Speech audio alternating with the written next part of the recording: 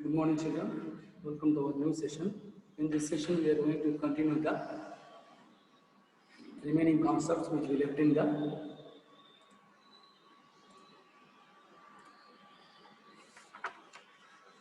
Mesopotamian civilization, and we saw that in the last session up to food and agriculture and trade and exchange. With this, we ended the last session. In this session, we are going to continue the remaining things about the Mesopotamian civilization, and inside the Mesopotamian civilization, four other civilizations they flourished during the Mesopotamian civilization. They are Sumerians, Akkadians, Babylonians, and Assyrians. These are the four civilizations they flourished contemporaries of a Mesopotamian civilization. So we saw about how the society, state, and administration that and all we discussed in the previous videos, and their food styles and their agricultural practices, trade connections with how they are exchanging with other nations. This and all we discussed in the last session. In this session, we are going to continue about the cities and planning, religion, Hammurabi's law code, cuneiform, the Sumerian writing system, and the art and science of Mesopotamian civilization. And the last concept in this Mesopotamian civilization is contributions of Mesopotamian civilization. So we will start this session with the cities and planning of Mesopotamian civilization. So you can just have a look into these images. So we'll start off the concept cities and town planning. The Mesopotamian cities featured mud or baked brick walls with gates. Some people lived in reed huts outside the cities. The ziggurats were the city center on a platform and appear like a steep pyramids with staircases leading to the top.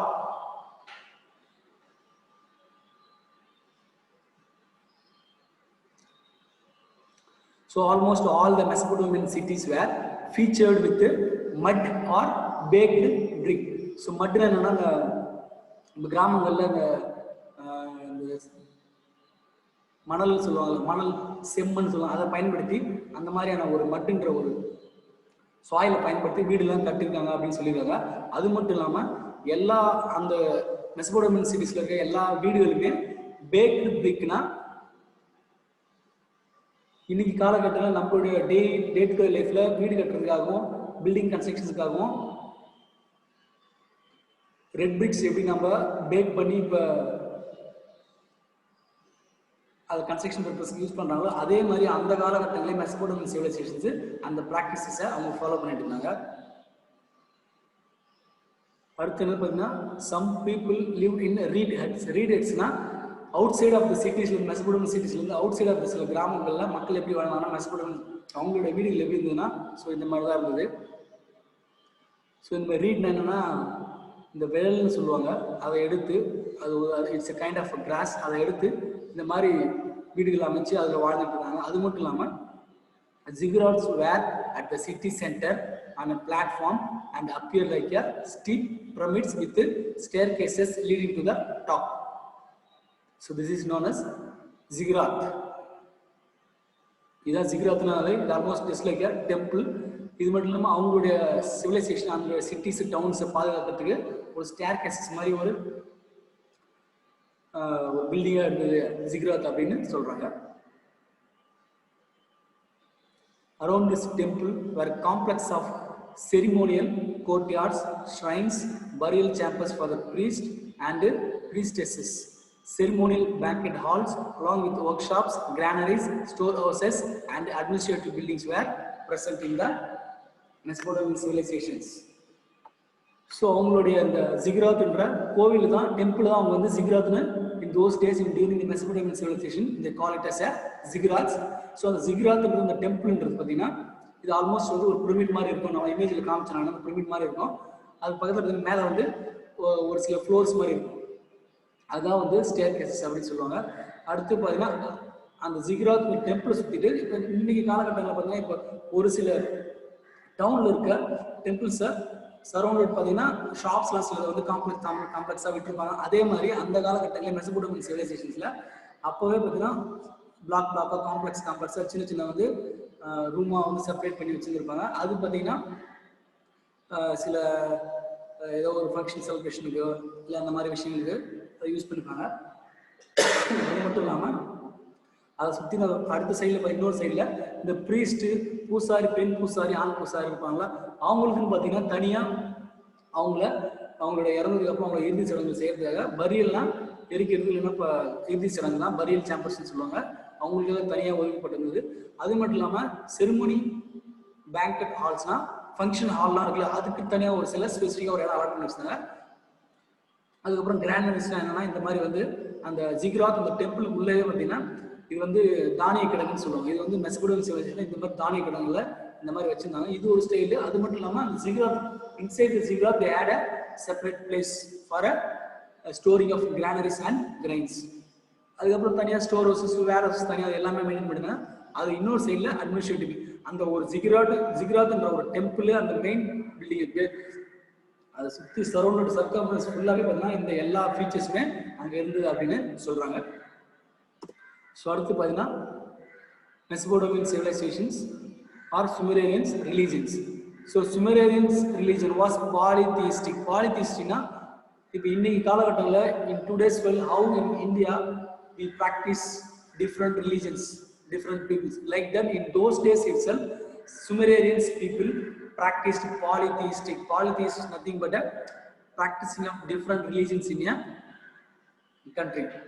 So they worship several gods and goddesses as we practice modern day.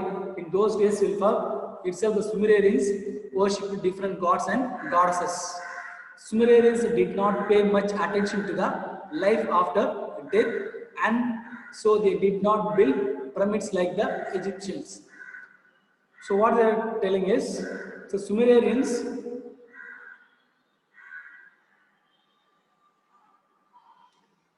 did not pay much attention, means they are not much interested to the life after the death.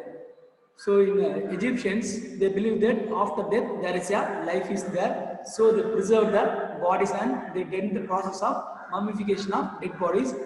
So we need to compare the Sumerians with the Egyptians. Sumerians did not pay much attention to the dead bodies because after the death they felt there is no life. So that's why they didn't pay much attention to the death and there is no life after the death to anyone. So they did not build any pyramids like the Egyptians. So Egyptian எப்படின்னா அவங்க வந்து இறந்ததுக்கு அப்புறம் ஒரு தனியாக ஒரு life இருக்குது அவங்களுக்கு, அதனால வந்து அந்த இறந்து போனவங்களை டெட் பாடிஸை ப்ரிசர்வ் பண்ண.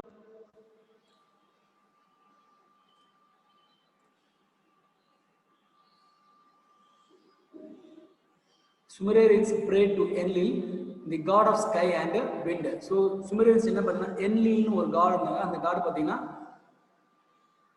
வருண பகவான், வாயு பகவான்ன்ற ஒரு கடவுளா அதை வழிபட்டாங்க. அது மட்டும் இல்லாமல் the city of Nippur was a centre of Enlil's worship. So நிப்பூர்ன்ற சிட்டியை பார்த்தீங்கன்னா சுமேரியன்ஸ் சிவிலைசேஷனில் அந்த சிட்டியில் தான் வந்து இந்த கடவுள் சூரிய வாயு பகவான், வருண பகவான் கடவுள் அங்கே இருந்தாங்க அப்படின்னு சொல்லிட்டு அவங்களுக்கு ஒரு நம்பிக்கை. ஸோ அடுத்து பார்த்தீங்கன்னா இந்த Ninlil was the Sumerian goddess of grain. So இது வந்து பெண் கடவுள், அவங்களுடைய தானியங்கள் அதுக்கு எல்லாத்துக்கான ஒரு கடவுளாக அவங்க வந்து நின் லில்ல கன்சிடர் பண்ணாங்க.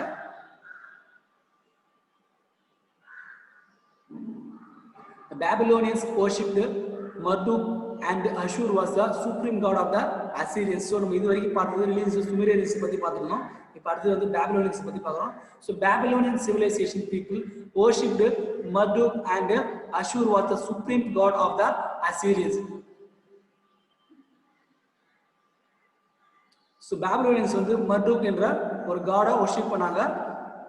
அசீரியன்ஸ் வந்து அஷூர் என்ற ஒரு கடவுளை மிகப்பெரிய ஒரு சுப்ரீம் காடை, ஒரு மிகப்பெரிய கடவுளை அவங்க வணங்கினாங்க. அது மட்டும் இல்லாமல் Ishtar was goddess of love and fertility. So Ishtar was a goddess means அவங்க வந்து ஒரு பெண் கடவுள், அவங்க வந்து அன்பு, பாசம் அடுத்து அடுத்த ஜெனரேஷனுக்கான வரங்களை கொடுக்கிறது இந்த இஷ்டார் என்ற கடவுள் தான் வந்து அவங்க வணங்கினாங்க. Tiamat, the god of sea and chaos. So Tiamat என்ற god என்ன பார்த்தீங்கன்னா கடல், நீர், வளம் மற்ற எல்லா விஷயங்களுமே அதுதான் வந்து ஒரு கடவுள் அவங்க வணங்கினாங்க. அதுக்கப்புறம் சின் த மூன் காட். சின் எடுத்ததுன்னா ஒரு நிலவு கடவுளை அவங்க வணங்கினாங்க. The kings were seen as representatives of the gods on the earth. So இந்த பூமியில் அவங்க வாழ்ந்துட்டு இருக்க காலகட்டத்தில் ராஜா ராணிகளை தான் அவங்க வந்து மிகவும் கடவுளாக வந்து போற்றி வணங்கினாங்க. The Mesopotamians developed a rich collection of myths and legends. So during the Mesopotamian period, they collected and they developed இந்த புராண கதைகள் இந்த மாதிரி விஷயங்களை அந்த காலகட்டத்தில் மெசபடோமியன் சிவிலைசேஷன் காலகட்டத்தில் நிறைய கலெக்ட் பண்ணி நிறைய சேகரிக்க ஆரம்பிச்சாங்க. அது மட்டும் இல்லாமல் the most famous of this is the epic of Gilgamesh. So இவர் ஒரு மன்னர், இவருடைய காலகட்டத்தில் இவருடைய எபிக், இவருடைய வரலாற்று சம்பந்தப்பட்ட எல்லா விஷயங்களையும் அது வந்து யூனிஃபார்ம் டெக்ஸ்ட்ல அழகாக எழுதி வந்து ஒரு ரெக்கார்டாக மெயின்டைன் பண்ணி வச்சிருந்தாங்க. It contains a legend of a flood and has a similarities with the account of Noah's ark mentioned in the Bible and other myths in the Hindu Puranas. So Hindu புராணங்கள்லையும் பைபிள்லையும் எப்படி ஒரு நோவாஸ் ஆர்க் பற்றி ஒரு mention பண்ணியிருந்தாங்களோ அவரோட life history, அவரோட Epic புராணங்களை பற்றியோ, அதே மாதிரி கில்கிமேஷ் என்ற ஒரு ரூலரு அவரை பற்றின விஷயங்கள் இந்த மெசபடோமியன் சிவிலைசேஷன் அவ்வளோ பக்காவாக ஒரு ரிட்டன் ஃபார்மேட்டில் ஒரு ரெக்கார்டை மெயின்டைன் பண்ணியிருந்தாங்க அப்படின்னு சொல்கிறாங்க. ஸோ நெக்ஸ்ட் என்ன பார்த்தீங்கன்னா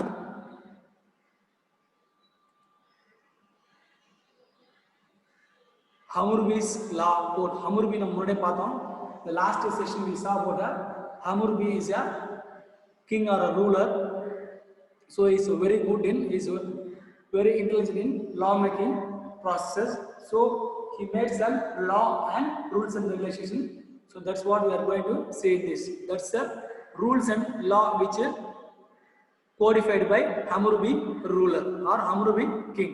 That's what we are going to say is, so Hammurabi code is an important legal document that specifies the laws related to the various crimes. So the Hammurabi code is nothing but that சில குற்றங்கள், சில தீமையான செயல்களுக்கு என்ன punishment கொடுக்கலாம் அப்படின்ற ஒரு rules book, ஒரு லீகல் லா டாக்குமெண்டா இந்த ஹம்முரபி ரூலருடைய அவர் கிரியேட் பண்ண இந்த லா புக், இந்த லீகல் டாக்குமெண்டா இதை மெயின்டைன் பண்ணியிருந்தாங்க. So it has a 282 provisions specifying cases related to the family rights, trade, slavery, taxes and wages. So அவருடைய ரூல்ஸ் அண்ட் ரெகுலேஷன்ஸ் லா புக்ல என்னெல்லாம் கொடுத்தாங்க பார்த்தீங்கன்னா 282 சம்பந்தப்பட்ட கேசஸ்க்கு என்னென்ன பனிஷ்மெண்ட்ஸ், என்னென்ன சொல்யூஷன்ஸ் என்னென்ன பார்த்தீங்கன்னா ஃபேமிலி ரைட்ஸ் பற்றி அதில் கொடுத்துருந்தாங்க. அதுக்கப்புறம் ட்ரேடு, அதுக்கப்புறம் அடிமைப்படுத்துதல், அதுக்கப்புறம் tax and salaries or tax and wages சம்பந்தப்பட்ட எல்லா விஷயங்களுக்கும் பிரச்சனைகள் ஏதாவது வந்து அவங்க எப்படி சொல்யூஷன் கொடுக்கலாம் அதுக்கான ரூல்ஸ் அண்ட் லா புக்காக இந்த வந்து ஹம்முரபிஸ் லா கோடு யூஸ்ஃபுல்லாக இருந்தது. So it is carved on a stone which portrays Hammurabi as receiving the code from the sun god Shamsha. So ஒரு ஸ்டோன்ல என்னன்னு பார்த்தீங்கன்னா அது செதுக்கப்பட்டு இருந்தது இந்த மாதிரி. அது என்னன்னு பார்த்தீங்கன்னா ஹம்முரபின்ற கிங் வந்து சூரிய கடவுள்கிட்ட இருந்து இந்த விஷயங்களை, இந்த லா சம்பந்தப்பட்ட இந்த லா கோடு, ரூல்ஸ் அண்ட் ரெகுலேஷன்ஸ் எல்லாத்தையுமே வந்து அவர்கிட்ட இருந்து சூரிய கடவுள்கிட்ட இருந்து வாங்குற மாதிரி ஒரு இமேஜ் வந்து இந்த ஸ்டோன் இமேஜ் வந்து பொறிக்கப்பட்டிருந்தது அப்படின்னு சொல்லிட்டு போட்டிருந்தாங்க அப்படின்னு சொல்றாங்க. அது மட்டும் இல்லாமல் so it was a compilation of old laws based on retributive principles. So பழைய லாஸ் வேற என்னெல்லாம் இதுக்கு முன்னாடி இந்த நாகரிகங்கள் என்ன ஃபாலோ பண்ணாங்க, அது தொடர்ந்து என்ன ஃபாலோ பண்ண போறாங்க, என்ன பிரச்சனைகள், என்ன சொல்யூஷன்ஸ், என்ன ப்ராப்ளம் வந்தா என்ன ஆக்ட், என்ன பனிஷ்மெண்ட், ஒரு சில விஷயங்கள் என்னென்ன லான்றதையும் அதில் போட்டுருக்குது அப்படின்னு சொல்றாங்க. அது சம்பந்தப்பட்ட கம்பைலேஷன்ஸ்னா ஒட்டுமொத்தமாக தொகுத்து வச்சிருக்கு தான் கம்பைலேஷன்ஸ். அதில் என்ன மென்ஷன் பண்ணி eye for eye and tooth for tooth form of justice is use in the Hammurabi code. So இந்த ஹம்முரபி லா கோட்ல என்ன மென்ஷன்னா கண்ணுக்கு கண்ணை வந்து பழிவாங்க எடுக்கிறதும், பல்லுக்கு பல்ல எடுக்கிறதும். பழிக்கு நம்மளுடைய காலகட்டத்தில் நம்ம என்ன சொல்லுவோம், அவன் நம்மளை அடிச்சா நம்ம திரும்பி அவனை அடிக்கணும். அதே மாதிரி அந்த காலகட்டத்தில் அந்த லா கோட், ஹம்முரபி லா கோட் என்ன சொல்லியிருந்ததுன்னா கண்ணுக்கு கண்ணு தான் வந்து பனிஷ்மெண்ட்டு, பல்லுக்கு பல்லு தான் பனிஷ்மெண்ட்டு அப்படின்ற மாதிரி சொல்லியிருந்துருக்காங்க. ஸோ அதுக்கடுத்து பார்த்தீங்கன்னா நெக்ஸ்ட் கான்செப்ட் என்ன பார்த்தீங்கன்னா cuneiform, the Sumerian writing system. Cuneiform is a Sumerian writing system. The shape of the letter is in the form of a wedge and hence it is called a cuneiform. So இந்த cuneiform என்ற style இந்த writing system எதனால் வந்தது அப்படின்னு பார்த்தீங்கன்னா, so இதை பார்த்தீங்கன்னா இங்கே ஒரு ஸ்டோன் இருக்குது. இந்த ஸ்டோனுக்குள்ளே இப்போ மரத்தில் எப்படி சிற்பி வந்து அது கர்வ் பண்ணி எடுத்து ரைட்டிங்ஸோ இல்லை வேறு இமேஜஸ் கிரியேட் பண்ணுறாங்க டோரு வுட் ஒர்க்ஸில், அதேமாதிரி அந்த காலகட்டங்களில் கிளேவ்லையும் ஸ்டோன்லையும் பண்ணதால அதுதான் வந்து வெஜ்ஜுன்னு சொல்லுவாங்க. So letter is in the form of wedge. So this is wedge. So this kind of writing curving out from a clay and stones, that is known as wedge. So that's why it is called as a cuneiform style of writing. So it evolved around the 3000 BCE. So 3000 வருஷங்களுக்கு முன்னாடியே வந்து தோன்றப்பட்டது. இந்த மாதிரி எழுத்து practice இருந்தது அப்படின்னு சொல்றாங்க. And cuneiform, it is also one of the earliest scripts of the world. இது வந்து cuneiform writing style வந்து உலகத்தோட மிக தொன்மையான ஒரு எழுத்து பயிற்சி அப்படின்னு அதையும் சொல்லியிருந்தாங்க.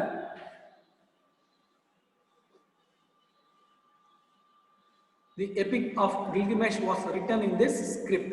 So the Gilgamesh என்ற ரூலருடைய அவரை பற்றின எபிக் சம்பந்தப்பட்ட விஷயங்களும் இந்த ரைட்டிங் ஃபார்ம்ல இந்த ரைட்டிங் ஸ்டைலில் கியூனிஃபார்ம் ரைட்டிங் ஸ்டைலில் எழுதிருங்க அப்படின்னு சொல்லிட்டு அதையும் சொல்லியிருக்காங்க. They used this script for commercial transactions, writing letters and stories. The clay tablets contains loads of information on the Sumerian civilization. ஒரு சில clay tablets, ஒரு சில களிமண் படிவங்கள்ல பார்த்தீங்கன்னா சுமரேரியன் சிவிலைசேஷனை பார்த்தீங்கன்னா விஷயங்கள் நிறைய இந்த மாதிரி சுமரேரியன் ஸ்டைல் ஆஃப் கியூனிஃபார்ம் ரைட்டிங் ஸ்டைலில் நிறைய எழுதுன்னு சொல்கிறாங்க. அது மட்டும் இல்லாமல் இந்த கியூனிஃபார்ம் ரைட்டிங் ஸ்டைலை யூஸ் பண்ணி தான் அவங்களுடைய கமர்ஷியல் டிரான்சாக்ஷனாக சில வர்த்தகங்களுக்கு அப்புறம் ஸ்டோரி ரைட் பண்ணுறது சில டாக்குமெண்ட் ரைட்டிங் எல்லா பர்பஸுமே இந்த யூனிஃபார்ம் ஸ்டைல் ஆஃப் ரைட்டிங் தான் யூஸ் பண்ணாங்க அப்படின்னு சொல்லியிருக்காங்க. ஸோ நெக்ஸ்ட் என்ன பார்த்தீங்கன்னா ஆர்ட். அவங்களுடைய கலை நுட்பங்கள் எப்படி இருந்ததுன்னு நம்ம பார்க்க போறோம் இந்த ஸ்லைடில். Mesopotamian art included sculptures in stone and clay. A few paintings and sculptures from Mesopotamian times survived today. So the Mesopotamian civilization அவங்களுடைய ஆர்ட் அண்ட் ஸ்கல்ப்சர்ஸ் ஆக்டிவிட்டிஸ் எல்லாமே பார்த்தீங்கன்னா கற்கள்லையும் கிளே களிமண், ஸ்டோன்ன்றது கல், கிளேன்றது களிமண், அதில் பார்த்தீங்கன்னா அவங்களுடைய எல்லா எழுத்து வடிவங்கள், ஓவியங்கள், ஸ்கல்ப்சர்ஸ், செதுக்கி வரைகிற விஷயங்கள், எழுத்து வடிவங்கள் எல்லாமே பார்த்தீங்கன்னா ஸ்டோன்லையும் கிளேவிலையும் தான் அவங்க செய்து ப்ராக்டிஸ் பண்ணாங்க அப்படின்னு போட்டிருக்காங்க. அதை தவிர்த்து பார்த்தீங்கன்னா மெஸ்போடாமியன் ஸ்கல்ப்சர்ஸில் அவங்களுடைய கைவினை பொருட்கள் அவங்களுடைய எல்லாமே என்னென்ன அனிமல்ஸ் இருந்திருக்கு, goat, rams, bulls, lions, this are all different animals. The போர்ட்ரேட்ஸ்னா ஒரு வடிவமாக வந்து ஒரு களிமண்ணோ இல்லை ஸ்டோனில் சிற்பி மூலியமாக வச்சு செதுக்கி எடுக்கிறது தான் போர்ட்ரேட்னு சொல்லுவாங்க.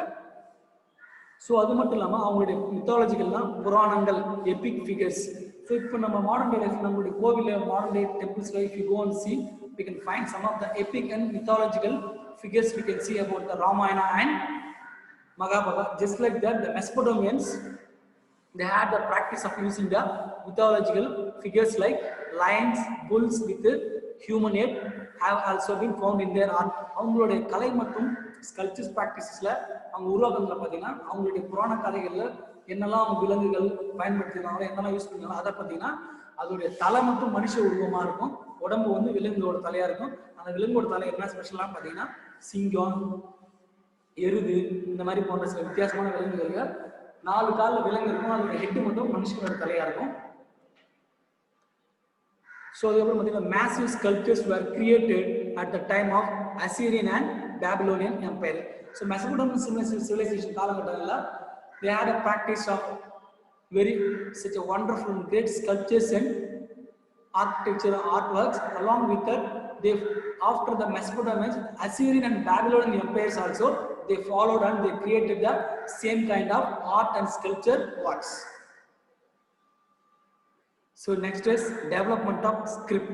Script என்னன்னா அவங்களுடைய காலகட்டங்களில் மெசபடோமியன்ஸ், அசிரியன்ஸ், பேபிலோனியன்ஸ், சுமேரியன்ஸ், அக்கார்டியன்ஸ் காலகட்டங்களில் அவங்களுடைய என்ன ரைட்டிங் ஸ்டைலு என்னெல்லாம் வந்து இமேஜை யூஸ் பண்ணியோ இல்லை வேறு என்ன சிம்பிள் யூஸ் பண்ணியோ அவங்க ஸ்கிரிப்டோ இல்லை ஏதோ எழுத்து பயன்படுத்தினாங்க அப்படின்றது தான் development of script. So another important milestone or another important achievement in Mesopotamians or Sumerians is development of script. Writing system began to emerge in Sumeria in the later part of 4th millennium BCE. So around 4th millennium BCE, the Sumerians started introducing or adapting a new writing or scripting styles. So as you all know, Sumerians followed the cuneiform system of writing. Egyptians followed the hieroglyphic system of writing. This developed in the 3rd millennium. 3000 வருஷங்களுக்கு முன்னாடி பார்த்தீங்கன்னா இது வந்து உருவாக்குனாங்க, அவங்களோட எழுத்து படிச்சு சொல்றாங்க. Arabians also had a system of writing around the same time, but it has not yet been deciphered. So இந்த மாதிரி அரபியன்ஸும் பார்த்தீங்கன்னா அவங்களுக்கும் தனியாக ஒரு எழுத்து உருவங்களா எழுத்து டெக்னிக்ஸ் வச்சுருந்தாங்க, பட் இன்னும் வரைக்கும் அதை கண்டுபிடிக்க முடியல அப்படின்னு சொல்லியிருக்காங்க. ஸோ சைனீஸ் சிவிலைசேஷன் அவங்களும் பார்த்தீங்கன்னா சைனீஸ் நாகரிகங்களும் அவங்களும் ஒரு ரைட்டிங் ஸ்டைலை இன்ட்ரோடியூஸ் பண்ணி அவங்களும் ஒரு சில காலகட்டத்தில் ஃபாலோ பண்ணியிருக்காங்க அப்படின்னு சொல்லியிருக்காங்க. So with this we will end this session. Remaining things we will see in the next session. Read the content up to what I taught or watch in the video. Try to mark the 1 marks and try to find the question and answers of book back exercise. Thank you.